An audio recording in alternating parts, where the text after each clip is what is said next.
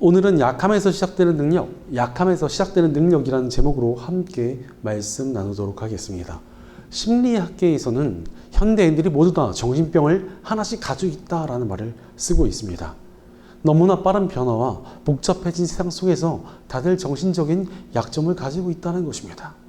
나름 일리 있는 말이지만 사실 사람이라는 존재가 원래 다 그렇지 않습니까? 세상에 완벽한 사람이 없습니다.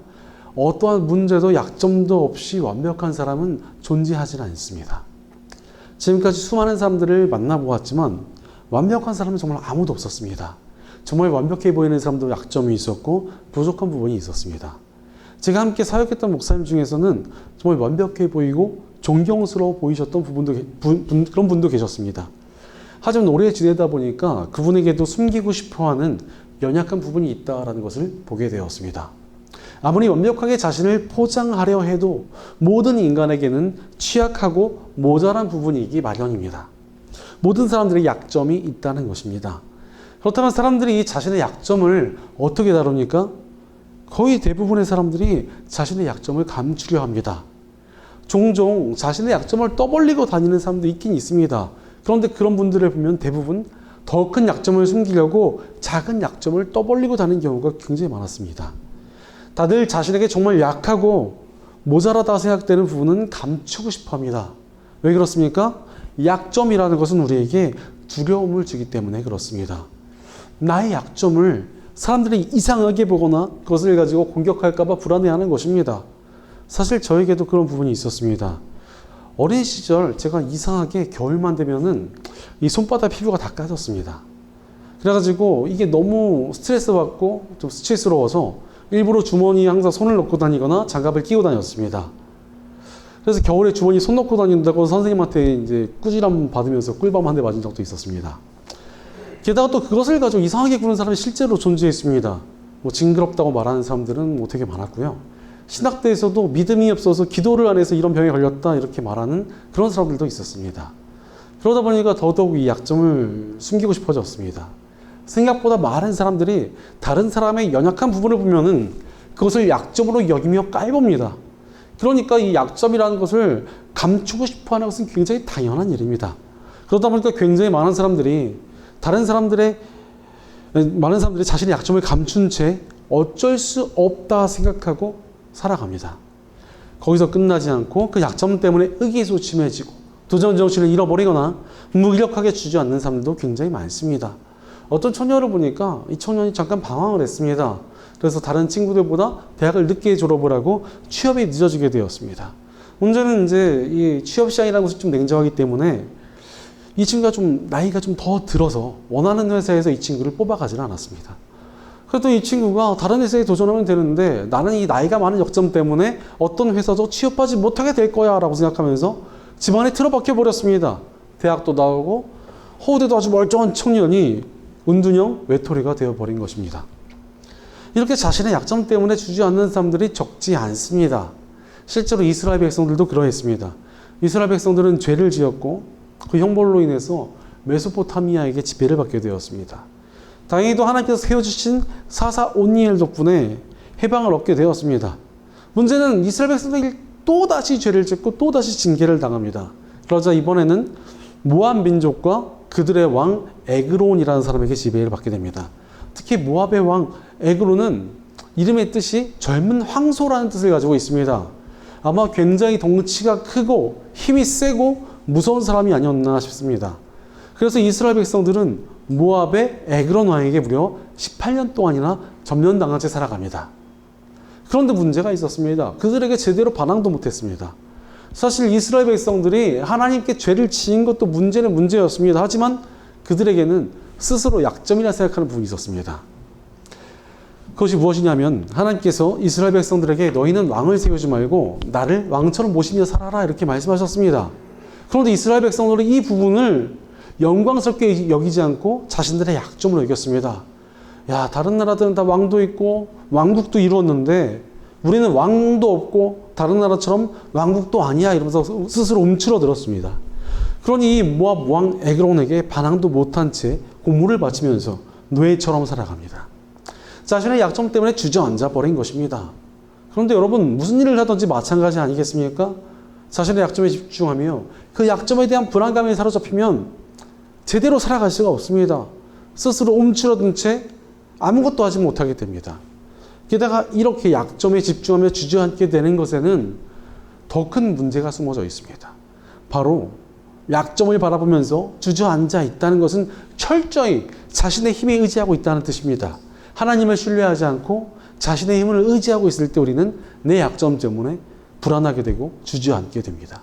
그러니 무너질 수밖에 없습니다. 신앙이라는 것은 하나님을 의지하는 것인데 자기의 힘을 의지하고 있으니까 신앙이 온전할 수 없는 것입니다. 그렇게 우리의 삶의 기둥이라고 할 수 있는 신앙이 흔들리니까 인생 전체가 휘청거리는 것입니다. 그러나 우리는 우리의 힘이 아닌 하나님을 신뢰하며 살아갈 때 우리의 약점이나 연약함은 전혀 문제가 되지 않습니다. 그 모든 것들을 극복해낼 수 있습니다. 설교학에 대해서 공부를 하다 보면은 완벽한 설교라는 것을 위해서 필요한 것들을 정말 많이 배웁니다. 성경을 연구하는 방법이라던가 설교 구조, 목소리 톤, 말투, 태도 등등 정말 여러 가지 것들을 신경을 씁니다. 그런데 정작 한 시대를 풍미하고 많은 이들에게 감동을 주는 위대한 설교자들을 보면은 사투리가 심하거나 톤도 안 좋고 구조가 좀 이상한 분들도 굉장히 많습니다. 설교학으로 보면은 지적할 것 투성이 있는데 그분의 설교를 하나님께서 들어 쓰시는 경우가 굉장히 많다는 것입니다. 바로 우리 하나님께서는 약점이 없는 사람이 아니라 하나님을 신뢰하는 사람을 통해서 역사하시기 때문입니다. 우리 하나님께서는 약점이 있어도 하나님을 신뢰하는 사람을 통해서 그 약점을 넘어 하나님의 역사를 일으키십니다. 우리가 올해 주제를 Anchors Away, 하나님의 뜻을 향해 나아가자라고 잡지 않았습니까? 오늘은 약점이 있었지만 하나님을 신뢰하며 나아간 사람 에훗을 살펴보고자 합니다. 에훗은 굉장히 치명적인 약점이 있던 사람이었지만 하나님께 쓰임받았습니다. 바로 치명적인 약점이 있어도 하나님을 신뢰하며 그 약점을 하나님께 맡겼기에 하나님의 능력으로 쓰임받게 된 것입니다. 마찬가지로 우리도 우리 약점을 맡겨드려야 합니다. 우리의 연약함을 하나님께 맡겨드리고 신뢰할 때 우리도 하나님 안에서 아름답게 쓰임받는 능력 있는 인생을 살아갈 수 있습니다. 그렇다면 어떻게 하나님께 우리 약점을 맡겨드리며 쓰임받을 수 있겠습니까?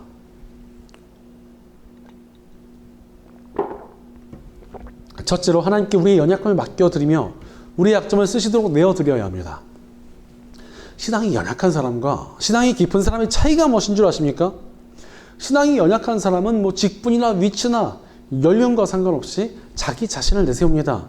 내가 얼마나 잘나고 내가 얼마나 열심히 살며 내가 얼마나 대단한지를 계속 강조합니다. 그러나 이렇게 자기 자신을 내세우는 사람은 신앙적으로 굉장히 연약한 사람입니다. 저도 어린 시절에는 그렇게 자신을 내세우는 사람들 보면서 와 진짜 대단한 사람 같다라고 여겼지만 나이가 들수록 하나님과 가까워질수록 와 정말 저렇게 자기 자랑을 많이 하는 거 보니까 영적 쪼무레기가 따로 없구나라는 생각을 하게 됩니다. 여러분도 자기 자랑을 굉장히 많이 하는 크리스천들을 보면은 부러워하거나 움츠러들 필요가 전혀 없습니다. 얼마나 신앙이 연약하면 저럴까 불쌍히 여겨줘야 합니다. 그렇다면 깊은 신앙을 가진 사람의 특징이 무엇입니까? 그는 자기의 약점을 자랑합니다. 자신의 모자라고 부족한 사람이라면 스스로를 낮추고 대신 하나님을 높여드립니다. 이렇게 부족한 자신을 하나님께서 이렇게 사용하셨다. 이렇게 연약한 나를 하나님께서 도와주셨다라고 말하며 하나님을 높여드리는 것입니다. 이렇게 살아가니 하나님께서 얼마나 그 사람을 기뻐하시며 영광 받으시겠습니까? 하나님께서는 연약하고 낮은 이들을 통해 영광 받으시고 또한 그들의 약점을 통해 역사하십니다. 오늘 말씀에 등장하는 에훗이 그러했습니다. 오늘 본문 21절을 보면 그때 에훗은 왼손으로 오른쪽 허벅지에서 칼을 뽑아 왕의 배를 찔렀다라고 말씀하십니다. 에훗의 특징이 있다면 그가 왼손잡이였다는 것입니다.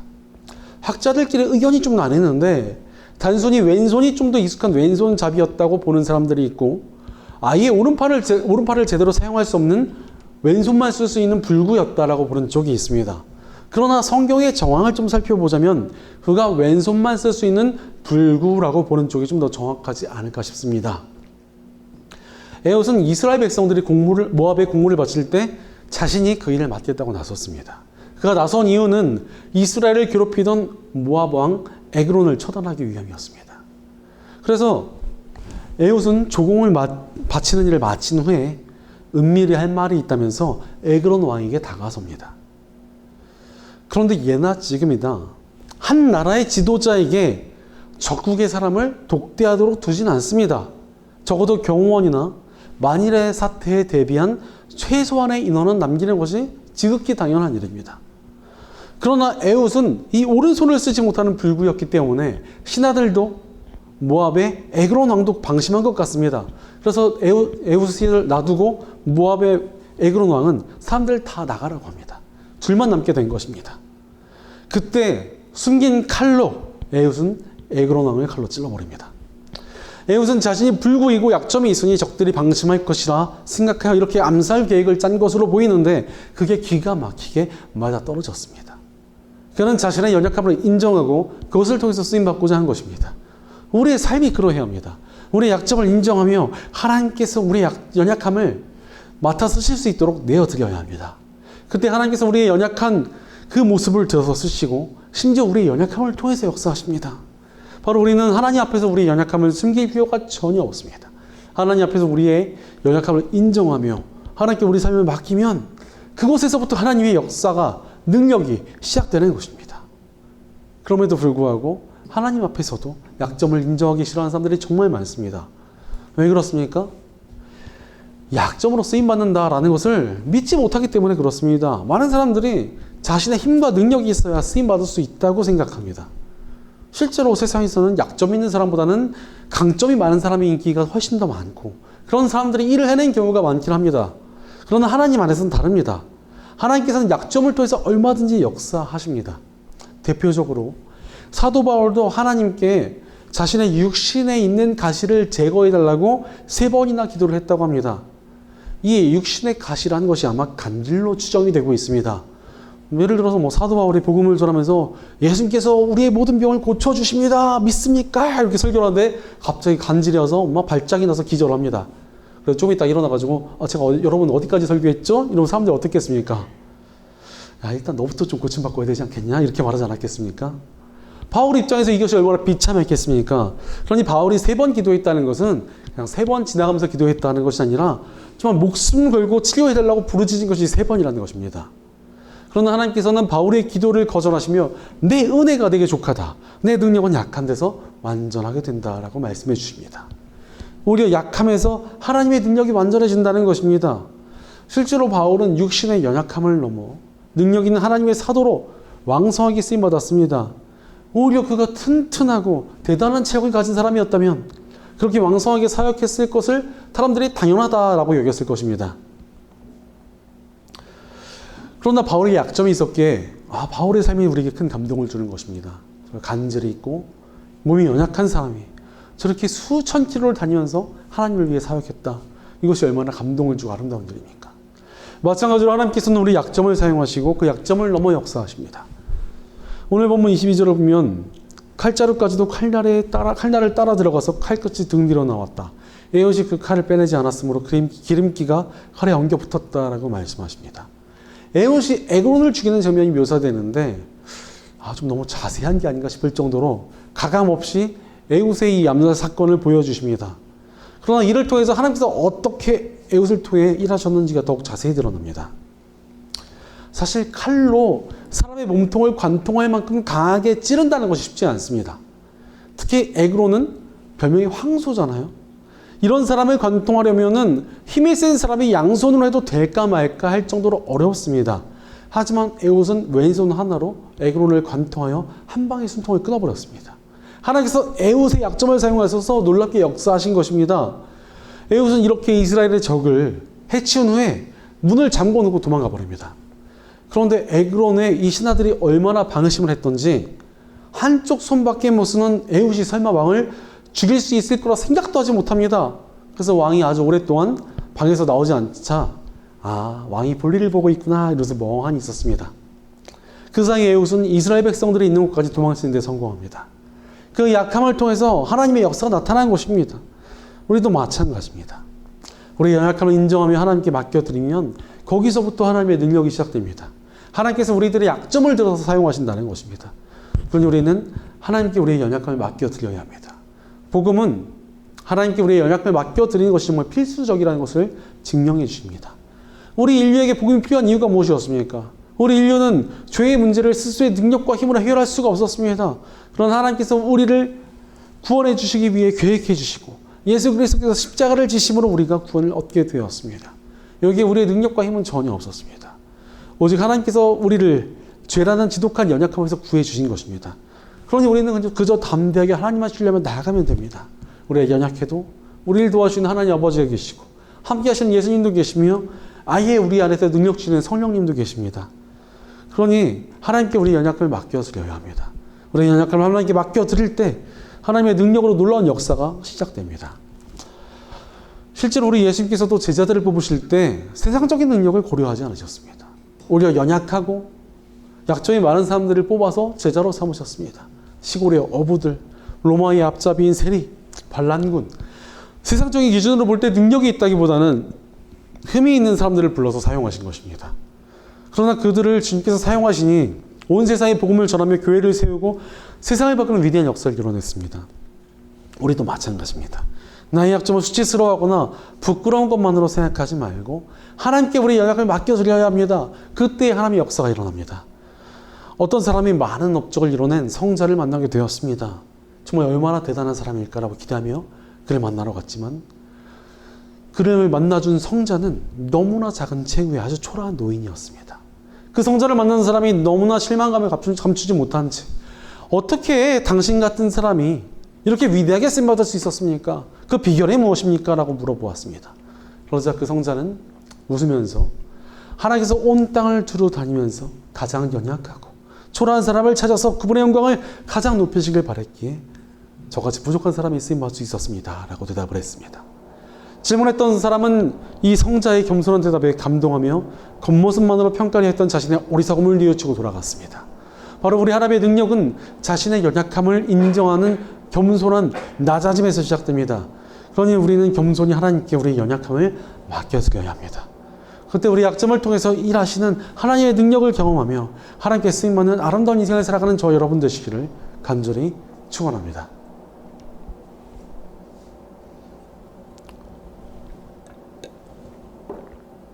둘째로 하나님께 우리의 연약함을 맡겨드리며 약점을 극복해 나가야 합니다.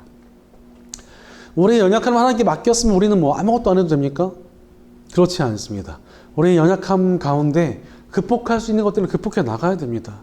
연약하다고 아무것도 안 하고 있으면 하나님의 역사가 어떻게 나타날 수 있겠습니까?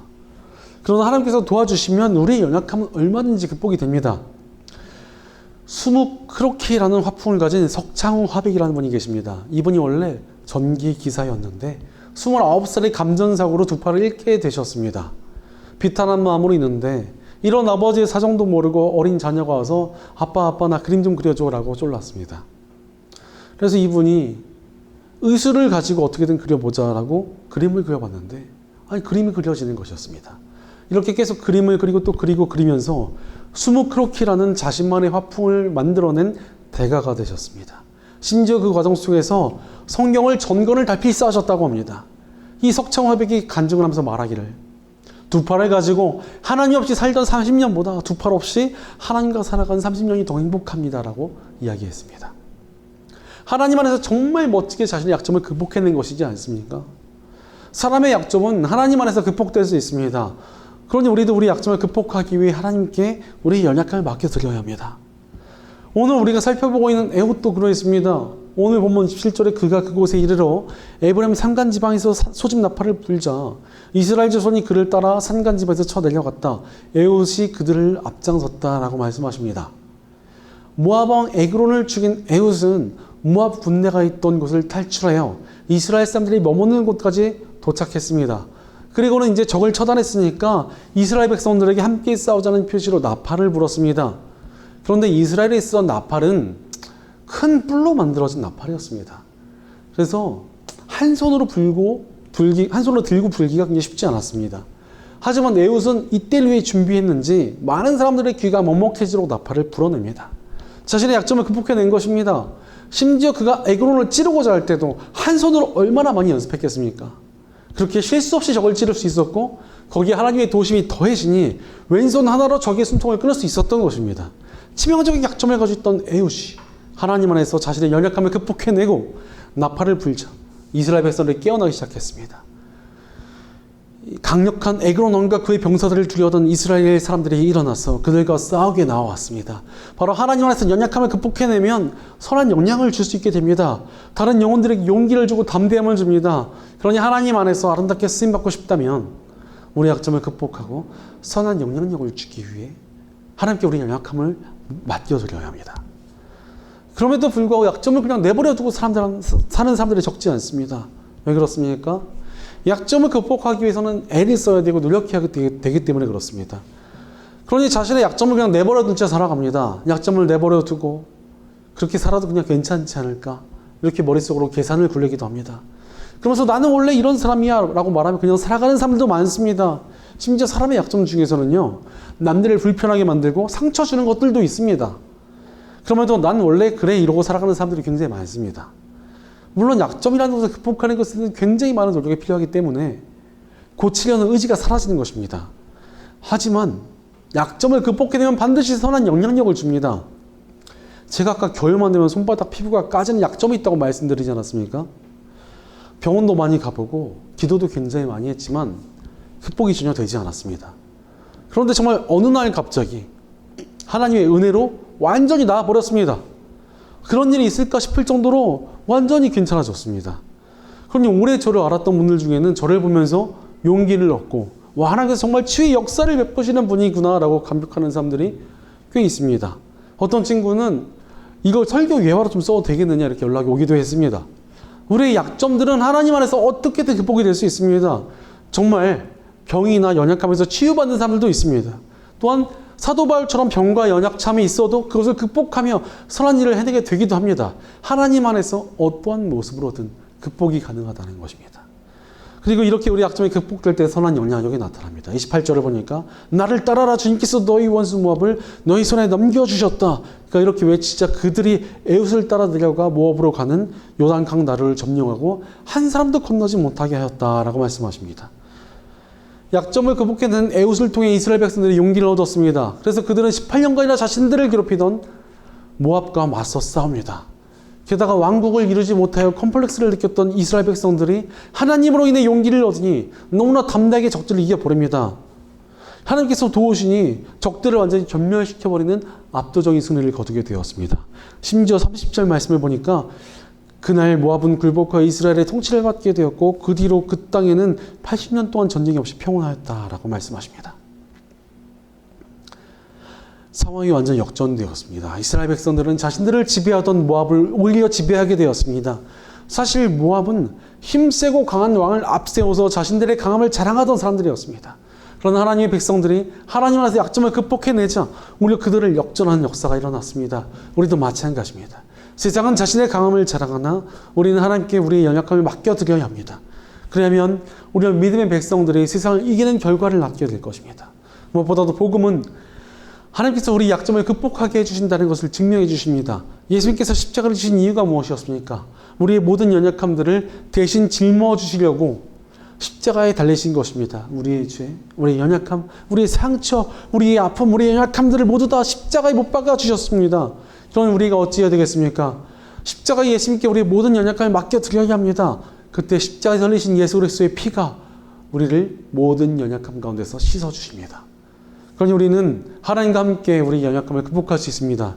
대표적으로 예수님의 제자 중에 베드로는 몹시 다혈질적이고 성격에 거친 약점이 있던 사람이었습니다. 그러나 그가 예수님을 만나자 변화됩니다. 자신의 약점이었던 다혈질적이고 거친 성격이 오히려 뜨겁게 사랑하고 뜨겁게 복음을 전하는 열정으로 극복되었습니다. 놀라운 변화 아닙니까? 저는 활이라는 영화에 나온 바람은 계산하는 것이 아니라 극복하는 것이다라는 명대사를 굉장히 좋아합니다.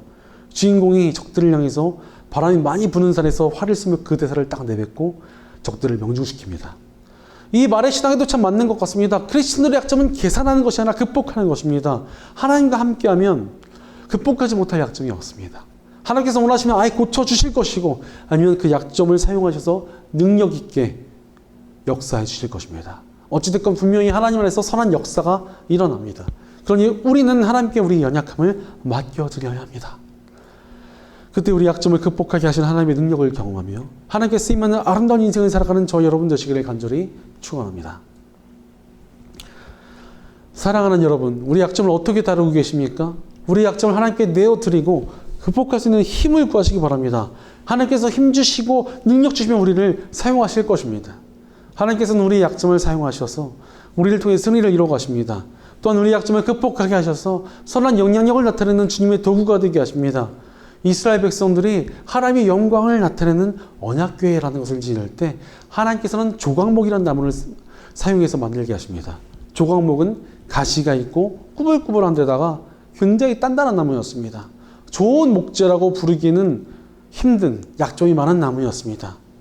남을 찌르는 가시도 있고 온전치 못하게 뒤틀려져 있고 남을 품지도 못하는 그런 연약함을 가진 이 조각목, 그것과 정말 닮아 있는 것이 우리 모습이지 않습니까? 우리도 남들을 찌르는 가시 같은 약점이 있고 우리 안에 뒤틀려진 마음들도 있고 또 남을 품지 못하는 그런 단단함도 있지 않습니까?